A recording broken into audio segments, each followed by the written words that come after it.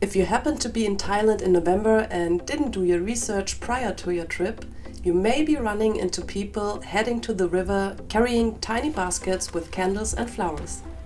It's beautiful, it's magical, and you're standing there wondering if you accidentally joined a Disney parade. Welcome to Loi Krathong, Thailand's Festival of Lights, Water, Wishes and mild fire hazards.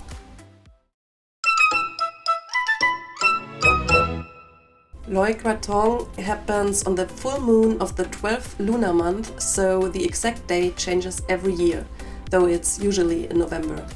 Krathong literally means a small floating basket, a container for offerings. The word itself drifted into Thai ages ago from older languages, meaning a ritual vessel, basically a fancy way of saying basket. And not just any vessel. It's traditionally made from banana tree trunks, banana leaves, flowers, candles and incense. You set it afloat on the water to honor the river goddess and to let go of bad luck. Think of it as New Year's resolutions, but prettier and with actual fire involved. If you're in Chiang Mai, you'll see krathongs on the river and lanterns in the sky. The double feature is why tourists think Loi Krathong means lanterns, but the lantern bit is actually Yi Peng, a separate Lanna tradition that often crashes the same party.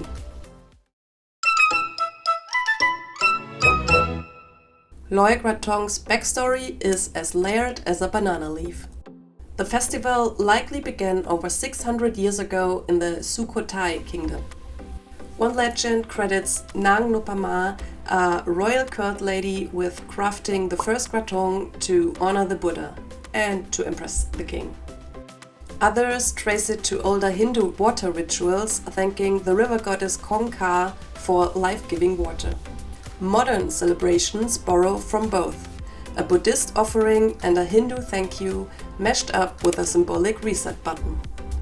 The candle symbolizes light guiding your way.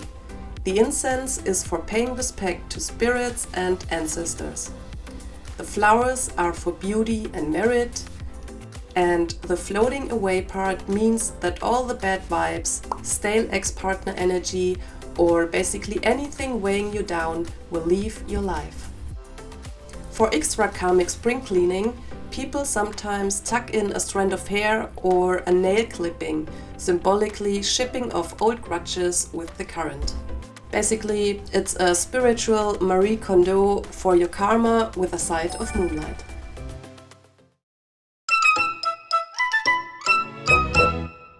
Here's what it's like on the ground. Markets sell krathongs in every size, from palm-sized cuties to giant floating flower cakes. Spiritually, size doesn't matter. But socially, well, let's just say some people will notice the size. Streets fill with food stalls, music and people in traditional outfits. Couples release krathongs together because nothing says romance like setting your relationship on fire and hoping it doesn't sink. And kids chase their krathongs like Pokemon. Tourists burn their fingers on candles and at least one drunk uncle will fall into the river. It's tradition.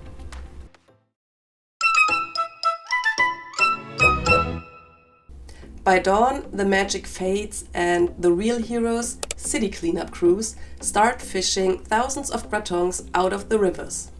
Bangkok alone collects hundreds of tons of soggy banana leaves every year. The goal is to have all the offerings cleared before the morning tide to keep the waterways clean and fish happy.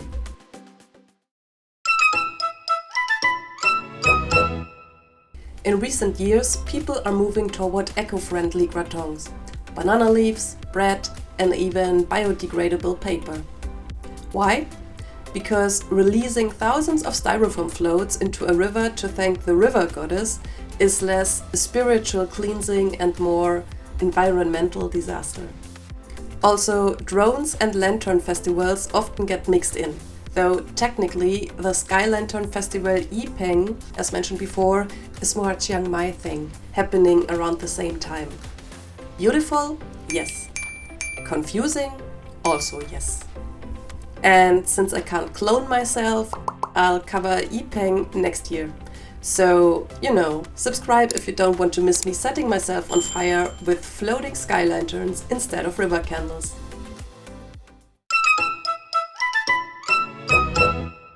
So, how do you join in without being that tourist? Don't block bridges and traffic for your Instagram shot. Buy a krathong that's eco-friendly. If it looks like plastic, skip it. Be mindful around candles. Nothing ruins the magic like setting your sleeve on fire. And if you're with a date, yes, couples release krathongs together. No, you don't get a refund if yours sinks. Loi Krathong is one of the most magical nights in Thailand. Its beauty, symbolism, chaos and romance, all floating down the river under a full moon. So if you're in Thailand in November, wrap a krathong, make a wish, let your bad vibes sail away. Just maybe keep a bucket of water nearby, for safety.